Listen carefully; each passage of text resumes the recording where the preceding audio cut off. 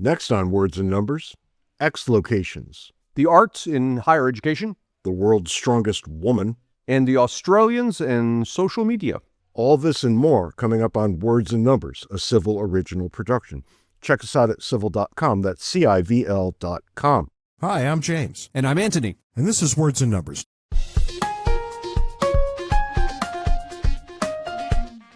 Ant, what's new and exciting in your world this week? We got a letter from a listener, actually a former student of mine, now a PhD in engineering, Tom Damiani. He said my wife and I were discussing declining educational standards for college admission. She made the observation that you don't seem to see the same kind of decline in the arts. If you don't make the cut during auditions, you don't get accepted. Wonder if either of you have a perspective on that. I wrote Tom back. I think it's a beautiful observation, and it had not occurred to me until he raised the point. But I suspect what's going on is that in the arts, particularly in the performing arts, you can't have a high student-teacher ratio. I could recall when I was at Duquesne, there were some music classes that had one student, one professor, because that's all you can do. And if you can't have a high student-teacher ratio, you can't pack the classes. Yeah. And so consequently, no one's going to put pressure on you to pass students who shouldn't pass. You're not a cash cow.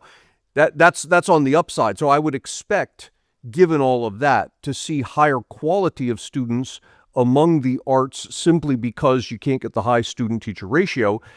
But there's a downside.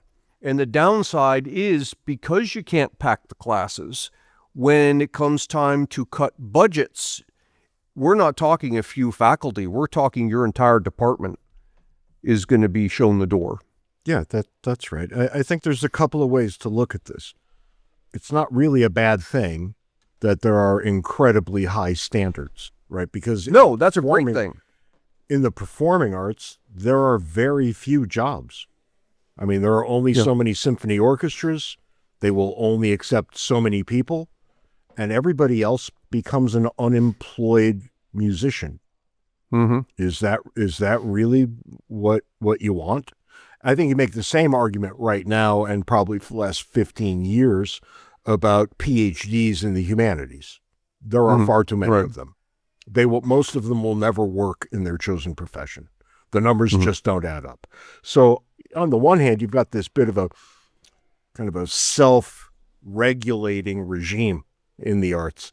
Now, I think the massive downside to this is that in the course of an average human being's education, not a musician's education, but just a general liberal arts education, and I'll reach all the way back into high schools, there is almost zero exposure to the high arts. Almost zero. And that's a real problem, right? So, and I suspect that in the end, these two things are deeply related, right? You know, if you're not teaching at a college, who becomes teachers in high school? If budgets get slashed in the universities with the arts, of course they're going to get slashed in the high schools at roughly the same rate, and we end up with people learning all kinds of trivial nonsense about feminism, for example, or race in their high school years, and they're never exposed to Leonardo da Vinci. Right, yeah. And that's a crime, right? They never hear Bach or Beethoven or Mozart. And that's really a crime, right? Because that is an equal part of the liberal arts education that everybody should get in order to be fully human. Yeah, and we got another comment along those lines somewhere else, and it occurred to me in reading this comment that I don't think people appreciate the difference between a liberal arts and a non-liberal arts education. They just lump it all together as college. And in my mind, the parts of college that aren't liberal arts, they're actually trades. They're technical. Accounting, for example, you don't need to go to a four-year college to become an accountant. It's a trade. You can get it in a year and a half. Now, technical the problem is... And look, engineering is a technical thing. Engineering too, but the problem with the accounting thing is that the colleges have created a fiefdom. They won't allow competition in. And so the only way that you can offer an accounting degree is to offer it within the context of a four-year education. So basically, they're selling you whatever it would end up being, 3 years worth of education that you don't need given what you want. I would rephrase it that it's education that you don't want. Right, or that you don't think you want. But you know what I want? I want engineers and doctors and accountants who know about morality and beauty and truth. And those things are not learned in their various disciplines. They're learned in other disciplines. Yep. So, the liberal arts were always a way to participate in human life to the fullest extent possible. And you do that by reading great literature, reading great philosophy, listening to great music, understanding great art, right? These are the ways that you become an educated human. And we're not doing that anymore. We're doing a bunch of other nonsense that doesn't yield fully human individuals, right? It's indoctrination, and the indoctrination has come at the expense of beauty because there are only so many days in the week and only so many tax dollars at your disposal. Decisions have to be made. And we have decided very, very, very poorly in a number of ways. Speaking of poor decisions, I don't know if this is going to be one, but I have been utterly fascinated in the last few days on X when I can go look up the country of origin of various accounts. X accounts. Yeah. Yeah. And come to find out, a lot of the hardcore MAGA accounts are in the Philippines and Indonesia and all kinds of crazy places. And they have little American flags, on their avatar, and they say a bunch of crazy shit. And isn't that fascinating? Now I could just say, well, who the hell are you anyway? And I can go look it up. Now, I'm under no illusion that these people aren't going to get their act together, get a nice VPN in place, and appear as though they're coming from Philadelphia. But for right now, for this bright, shining moment, we can all find out who these people are. And, well, we can't find out who they are exactly. But we can find out where they're operating from. And I found a couple of these. You've doubtlessly seen these beautiful women who post pictures of themselves, and they say, "Look at my outfit." And they get, they're little white girls from the corn-fed white girls from Iowa. And then I click in, and it's some guy from Afghanistan. Mm-hmm. And, you get 80,000 viewers because keep putting up pictures of pretty little girls. And you're just doing it for the clicks because the clicks equal money if you get enough clicks. Mm-hmm. The incentives are all right there. And now, for the moment, we can see who's pulling this crap. And I just love it. And tell me, how do you do this? You go to their profile, click on more, and they're and it'll tell you where they're coming from. Yeah, it tells you straight up where the I think it tells you where the account was started. So yeah, have fun with that. We're happy to announce that CiVL members can join me and James for a new lecture series, Words and Numbers Live. Words and Numbers Live is a members-only series in which James and I talk about issues in politics, philosophy, and economics. We take a deeper dive and then invite listeners for a live Q&A session. You can also submit your questions for us at wordsandnumberspodcast@gmail.com. The next session starts Tuesday, December 9th at 5:30 p.m. Eastern. To participate in this exclusive series, subscribe to CiVL at civil.com. That's CiVL.com. CiVL.com. When you log into CiVL.com, you'll find an archive of our past lecture series, as well as the collection of all our episodes of Words and Numbers and announcements about upcoming lectures in our new Words and Numbers live series. Subscribe to CiVL for $5 a month or $50 for an annual subscription. That, Ant, brings us, of course, to the foolishness of the week. And I've got a humdinger for you this week. Did you know that there is a World's Strongest Woman competition? You know, I think I've seen it. I took a look at the ladies who are in this competition, and I became immediately frightened of them. These are big, strong women. I mean, these women would be stronger than most men at any event. Mm-hmm. Right? If they just walked into a dinner party or a movie, right, it would be the strongest person in the room. Right? Right. I mean, it's that kind of strong. And you know what's coming next. Everybody knows what's coming next. The world's strongest woman was stripped of her title because she's a man. Oh, no. Of course. We're back to this same old chestnut again. The very reason why women's sports exist is because we all have a clear and obvious understanding that women cannot be competitive with men in sports. Physiology. On average. No, not on average. At the highest levels. Right. Yes. Okay. Sure. In the tails. Yeah. Women's physiology does not allow them to be better than men who dedicate the same amount of time and who are similarly athletically gifted. And, you know, I've said before that men have no business in women's sports because sooner or later, some woman's going to get killed. Right? You can see how this would happen in contact sports. You really want men and women in a boxing match against each other? MMA? No. Right? But we have women's boxing and we have women's MMA, and those things are incredibly entertaining.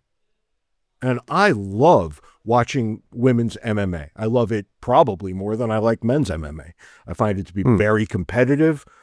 I love women's basketball.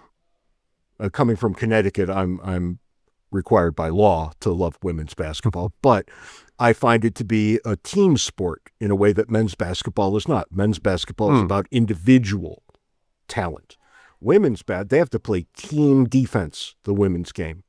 They have to play team offense. And for me, if you like the scientific elements of basketball, right, the real nuts and bolts of basketball, the women's game is far more entertaining, at least at the college level. I think the WNBA is full of a bunch of garbage. But women's college ball is wonderful. But you throw one man on any woman's team, and that guy's going to be the best player on the team.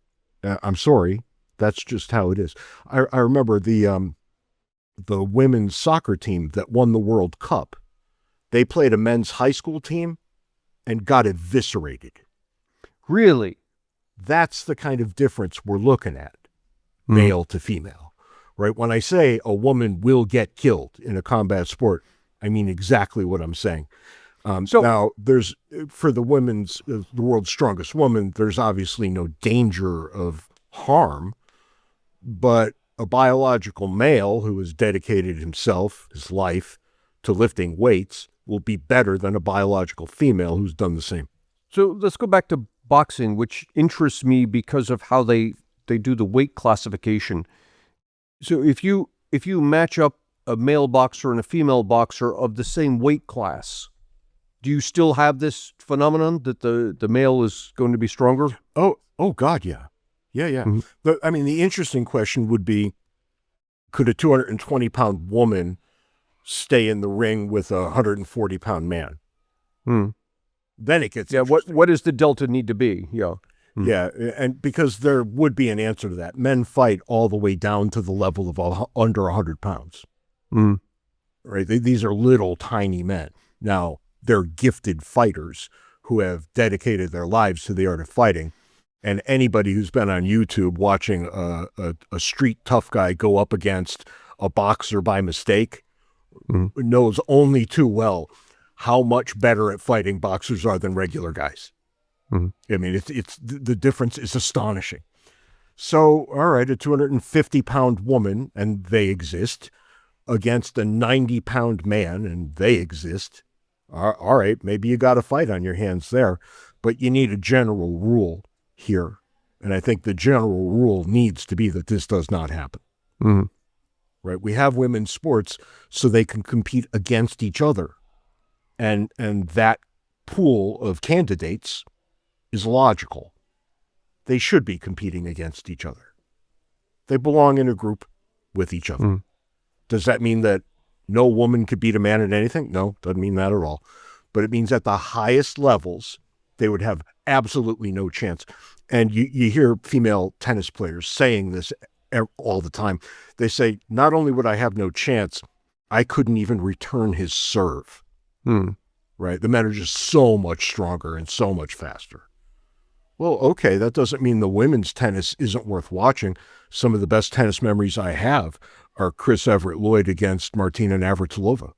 I mean, that was a rivalry, right? They played great tennis against each other, but neither of them should be playing against men. So when I see a biological man getting into women's sports, I ask, what the hell is your motivation? There's an interesting statistical phenomenon that's at work here. When you have two populations like that, men, women, and there's some difference on average between them. At the average, the difference doesn't need to be that large. But when you get out into the tails, like you are now, when you're talking about the elite of the elite, whatever little difference there is at the average is way magnified when you get out there. Yeah, and even at the averages, we don't want to see it because a high school men's basketball team and a high school women's basketball team have no business playing each other. Yep. Yeah, so what you're saying is the difference at the average actually is not small. Yeah. It's not small there either. But my real question is, what the hell is wrong with this guy? What on earth possessed him to say, oh, I'll just compete against women? Because that's a dishonorable thing. And everybody knows it.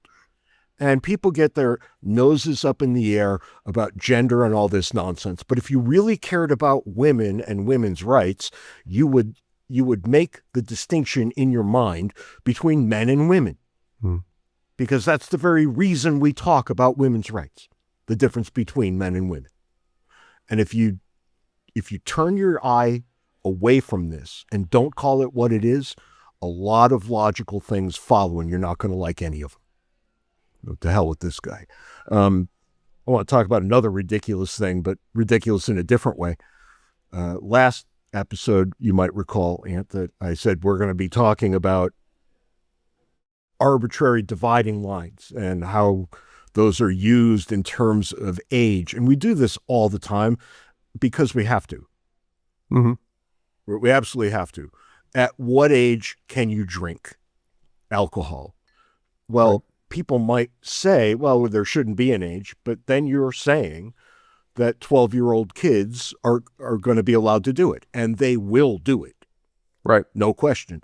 And we have a driver's license age 16, universal, mostly universal. Save your hate mail. I know there's a couple of exceptions.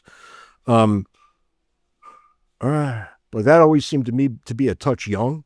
People at 16 don't fully appreciate the consequences of their erratic actions.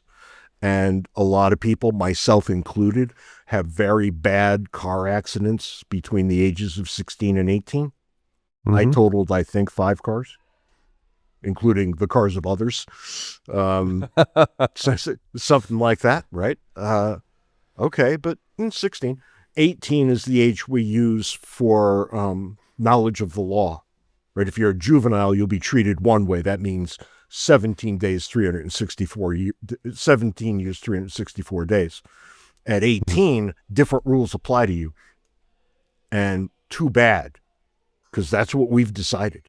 The age of sexual consent is largely 18. What's so miraculous about that? And how many people waited until they were 18? Give me a break. I mean, just give me a break. Maybe in the current generations, that's more the norm than it once was. But when you and I were in high school, that was not the norm. Mm-hmm. Right. And I just leave it at that. And every one of these age restrictions is absolutely arbitrary. And it's arbitrary because there's no point in development that we all hit together that you can point to and say, well, that's the obvious time. I've said this before. And yet you need to make a distinction. You need to make a distinction. And I've said on this very podcast that the human brain develops until age 26, which means if you want a non-arbitrary time, that's it. You should be held accountable in a different way until your brain is fully developed. I can make a really solid logical argument in favor of that. 16, 18, 21, no, I can't make a solid logical argument. Apart from we need socially to have these answers in place because we have human behavior to deal with and we just have to deal with it. Yep. Well, I mean, all right. Okay. But enter the Australians and you know, we have our Australian followers. We're not nothing in Australia, and I want a big shout out to our Australian friends who we have met over the years and spoken to and will speak to anytime we are invited. The Australians collectively have decided that there should be a social media ban on anybody under the age of 16. And they have specifically named 10 different social media outlets, I guess would be the correct word. And all 10 of them are now responsible for age verification. They're responsible. So the onus is not on the 15-year-old. It's on and how could it be? They're not responsible by definition. Sure. They're minors, right? They don't know what they're doing. 15-year-olds, they know what they're doing. In most cases, they know better what they're doing with social media than their parents ever did. Let me give you the list of the banned agent, the banned organizations, outlets, whatever you want to call them. Platforms. There you go. Thanks. Facebook, Insta. Finally, we've got numbers correcting words. First time ever. Anyway. Facebook, Instagram, Snapchat, Threads, TikTok, X, YouTube, Reddit, and streaming platforms Kick and Twitch.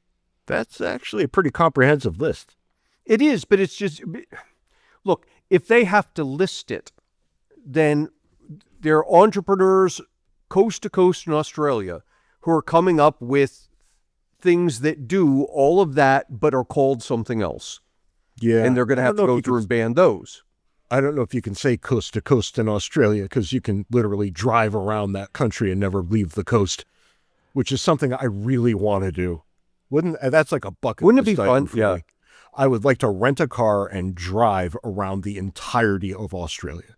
Yeah, I'm sure the Australians are laughing right now saying you have no idea how long a drive that is. Well, that's a big-ass ride, but I would love to take it. And then I want to go to New Zealand, too, so we got all kinds of problems here.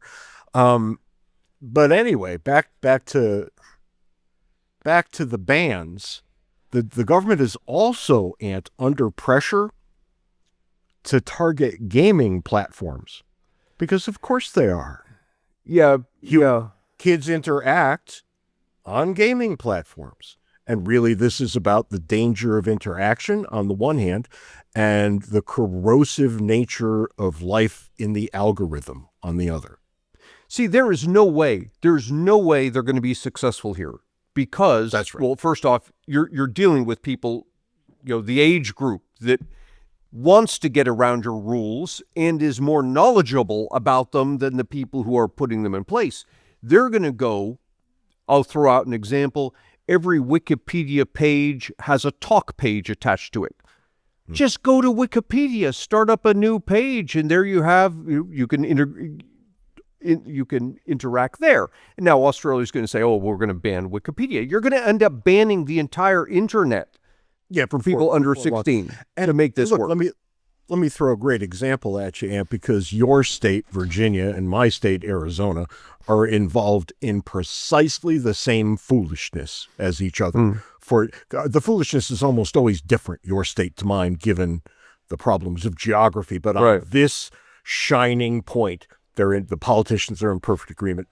They require an age verification check on viewers of pornography. Mm-hmm. That sounds to me to be exactly like what the Australians are doing. They require an age verification on certain platforms. Let me just ask you hypothetically. Do you think that I would be willing to go through an age verification to look at a pornographic website? Oh, no. It's way easier to turn on a VPN. Yeah, no. And that was my next question. Do you think I have not looked at a pornographic website in the last 6 months? We all know you, James. I'm just saying. I'm just asking you what you think.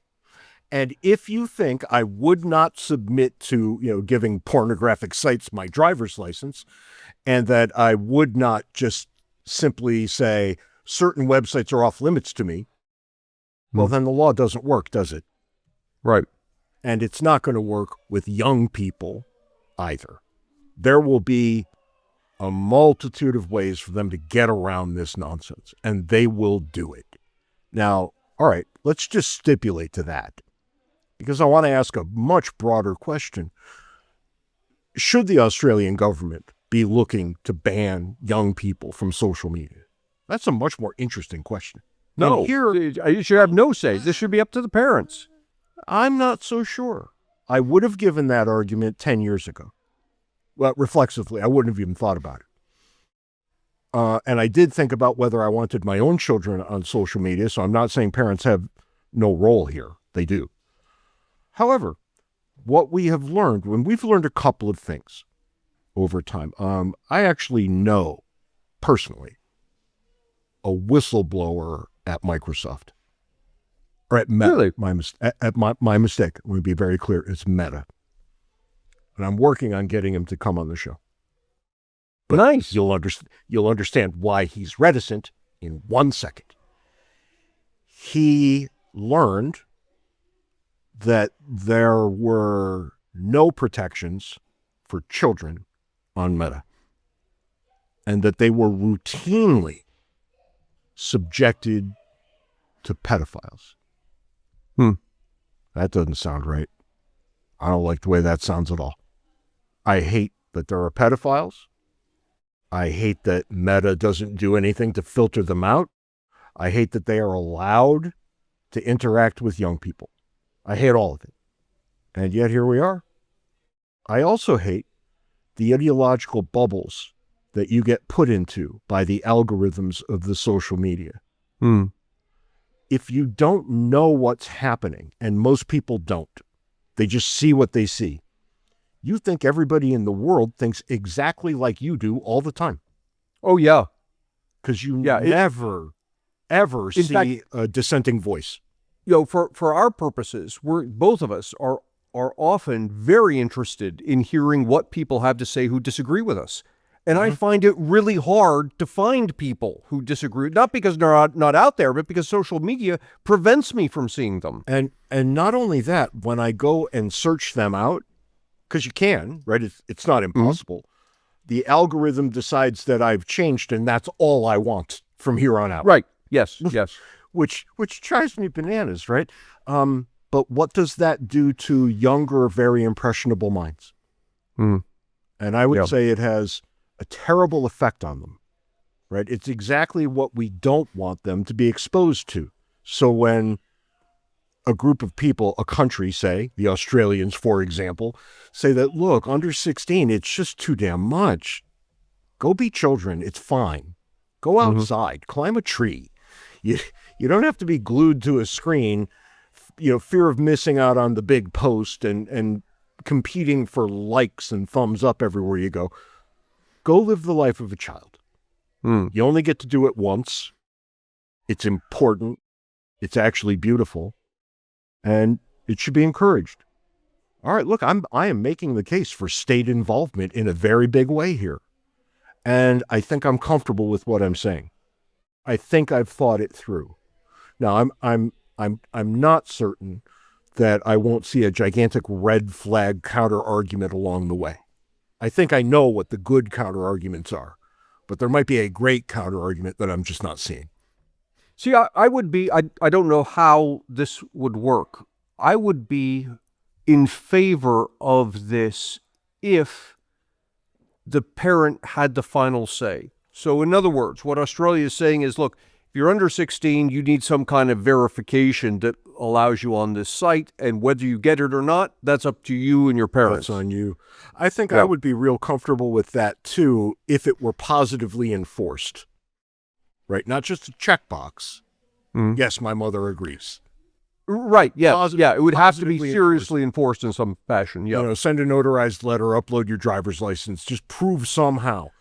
Right. And it would have to be proof, and a driver's license wouldn't work because when I was 14, I knew where my mother's driver's license was when she was asleep.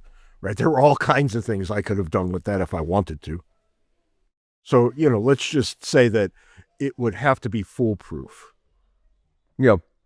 And, you know, I know that nothing is fully foolproof, but you get the idea. Particularly where determined teenagers are involved. Uh-huh. Yeah, but I knew 14-year-old kids that used to steal their parents' cars after their parents went to bed at night and drive all over town. Because of course they did. They knew where the keys were. This was back in the days when you could push a car out of the driveway and then down the street in total silence before you turned it on. And well, I was, just as a side story, I gave a talk. Remember our friend Don Patterson at Ardrey High School? I do. Which you and I have gone and visited there a number of times. Wonderful, wonderful students. And she asked me to give a talk. And I said, well, you know, in my current life, I can't do that. I can't come now, but I'll do it online. She said, fine, do it online. So it's a Zoom call, and before the students come in, she points to this thing behind her, and it's a thing on the wall with pockets in it, and she said, our school has a policy now. Students are allowed to have cell phones. They just, when they come into class, they have to put it in. They have a designated pocket. You put it in there, and so you don't have the phone while you're, you know, in the classroom, and then you can take it out when you leave. And I thought, oh, this is good. Now, coincidentally, my talk was on unintended consequences. So I'm there giving the talk, and all of a sudden it hits me. I said, Dawn, ask your students for a show of hands. How many of them have bought or have seriously thought about buying smartwatches in response to this policy? Bunch of hands go up. What? Teenagers confronted with this rule, you're not allowed to have the cell phone, they invest in the smartwatch so they're Bluetoothed to the phone. that's right.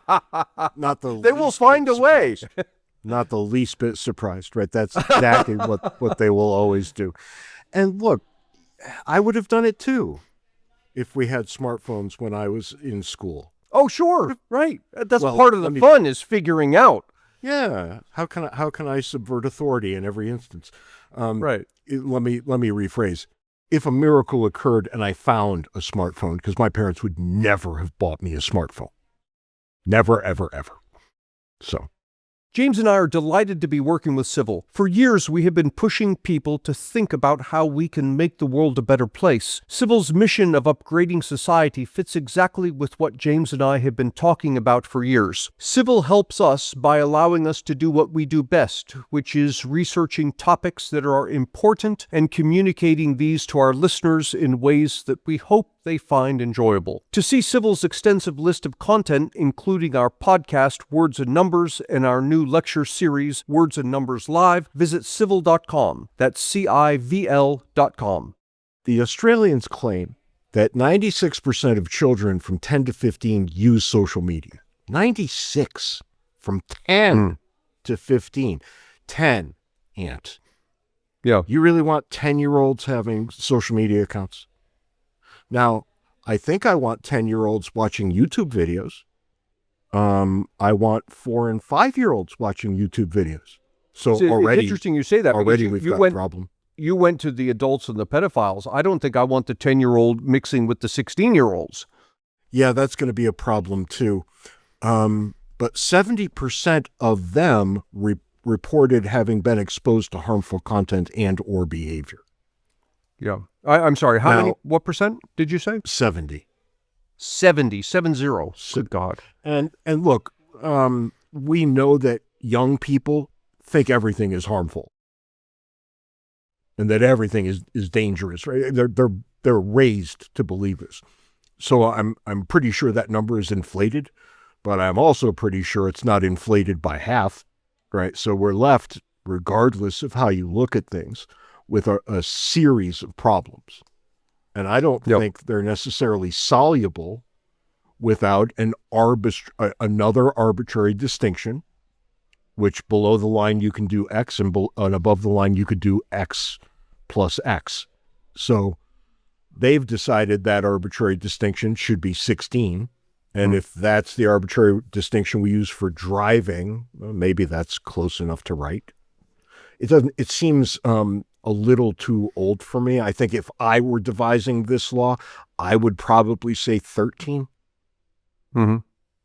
Right? There are a number of cultures that say you become a man when you're 13, and there's something different about being a teenager than a preteen, and you can just kind of hem and haw your way to 13 in a way that I think other ages. But think about it. We do in this country with movies. A movie gets a rating, and I don't know what force of law there is, but I used to work in the movie industry, and we were pretty serious about it. If it's an R-rated movie and a 15-year-old comes in, I'm sorry. Yeah, you're out. If you're not with a parent, I'm not letting you in. But that's right. If you're not with a parent. Right. I remember buying tickets for one movie and sneaking into another. And every now and then a dude would come through and say, "Let me see your ticket." Yeah, and I get thrown right into that other crappy movie that I paid for. This happened when I tried to see. I remember like it was yesterday. I tried to see the animated movie Heavy Metal, and was shown the door, and it was heartbreaking. God, I wanted to see it so bad. But PG-13, right? We're landing at 13 again. That anything up to and including this, you're welcome. Go ahead. Mm-hmm. But not below, or not beyond. Mm-hmm. And there's a certain sensibility to that, even if it's a self-enforcing mechanism on the part of the movie business. Right. Right. We don't call them X movies anymore. They're called NC-17. Got to be 17. Isn't that interesting? So we always kind of come around to the same basic numbers. Well, why don't we do it when there is, I think, a pretty clear harm that happens not just to children, but to everybody who gets too into the social media stew? Right. Right. I think you can fall into a very harmful vat of poison with social media and not even realize it's happened. And, in my own life, I'm kind of amused. Both of my daughters have said to me in the past couple of years, "I quit Instagram. What a mess that place was." Mm-hmm. They just quit, walked away from it entirely. Yep. They both have X accounts, and neither of them ever post to them. They just say, "I'm just there to be a spectator." I was surprised when you talked about 10-year-olds, 15-year-olds on Facebook. Yeah. My understanding is that basically Facebook is all adults now, and older adults at that. The rule, at least the rule was, I have no comprehension of what the rule is right now. The rule was that you had to be 13. Mm-hmm. And I don't know a single parent who told a 12-year-old he couldn't go have a Facebook account. Mm-hmm. I mean, they might exist, but I don't know who they are. Yeah, my understanding is the younger kids are just not interested in it.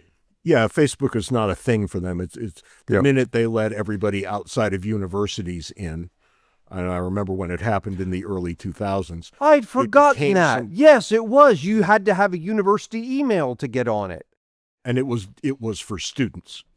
Yeah. And I didn't join because I wasn't a student. I had an EDU email. Mm-hmm. But I thought, what do I want to? I don't want to deal with this.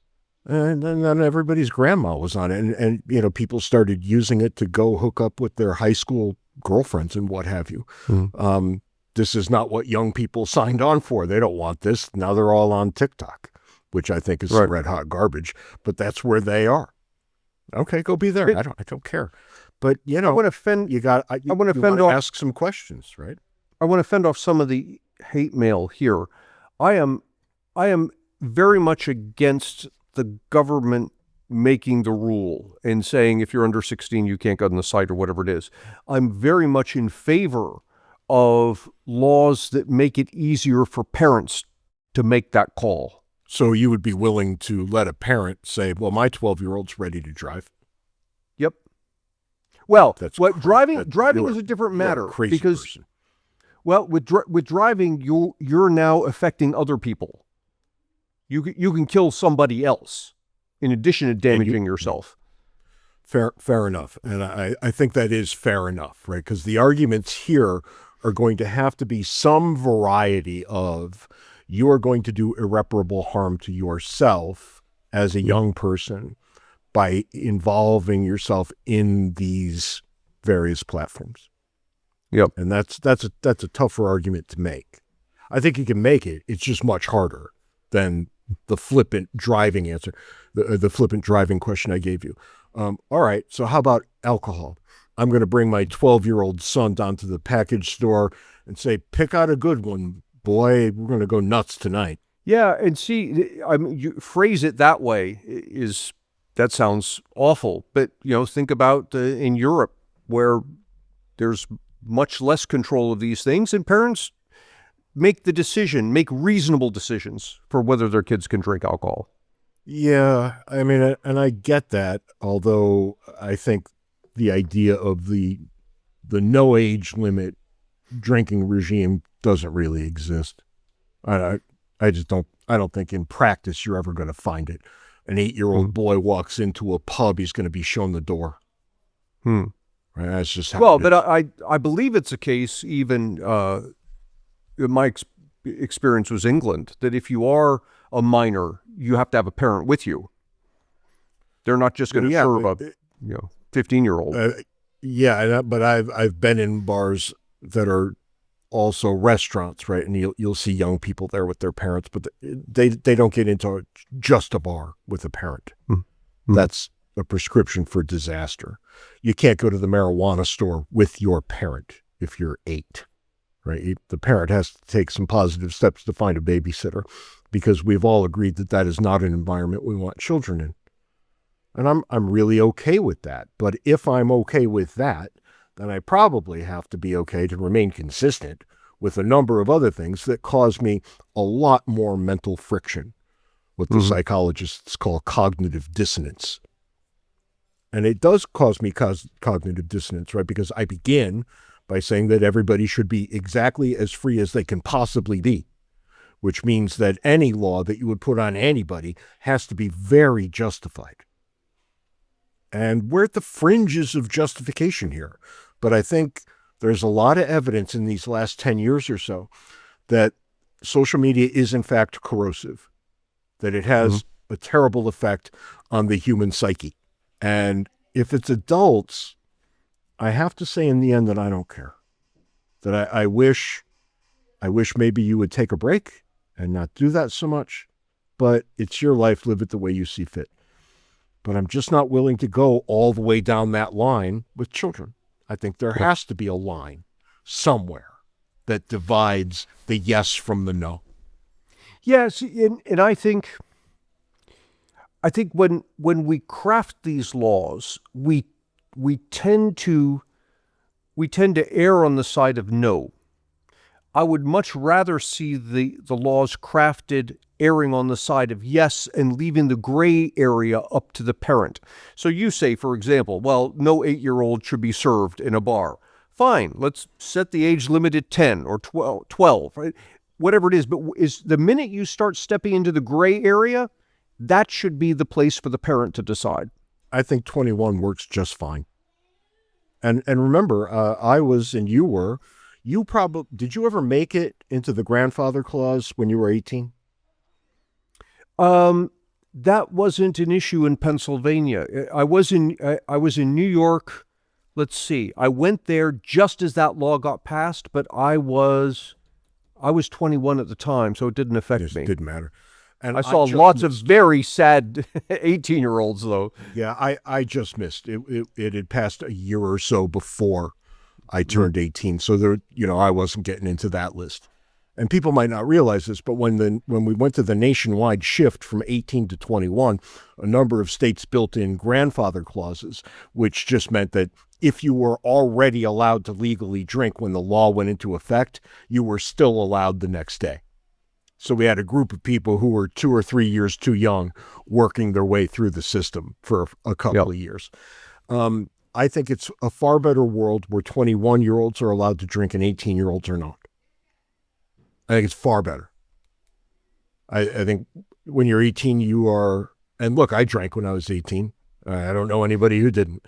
But to have to run around and do it in secret, right, meant that you had to behave in certain ways, and you couldn't go terribly overboard, even though we all did at some point or another. But I think it's just a better world. 18-year-olds don't have the machinery yet to make good decisions for themselves. So it's best that they not be put in bad situations where they will make bad decisions. Yeah, and I've heard the argument from Europeans, and I tend to fall more in line with their argument that, look, part of the problem the Americans have is you don't let the kids learn how to drink responsibly. Oh, you make it taboo. Right. Yeah. And look, I think, and a lot of states do have an in-home exemption, I believe. If you want to have a glass of wine, if you want your children to have a glass of wine with dinner, but they're not old enough, that's fine. That's not what we're talking about here. Right. And I think, if we get to the point where fathers are giving their 10-year-old daughters martinis at night, we probably have a problem. But a glass of wine with dinner is not the same problem. Yep. And any reasonable person has to know that. But again, the need of a bright line causes this sort of friction in the law. And look, I remember my daughter, my oldest, people out there can figure it out if they want, once asked me at age 15, what would you do if you found marijuana in my bedroom? And I said, I would take it and I would smoke it, which caused great hilarity at the dinner table because they all expected that first answer, but they didn't expect that second answer. And then I said, there's a bunch downstairs in my humidor. Help yourself. And it was never an issue in my house again. Yep. Never, not once. And they never helped themselves to it.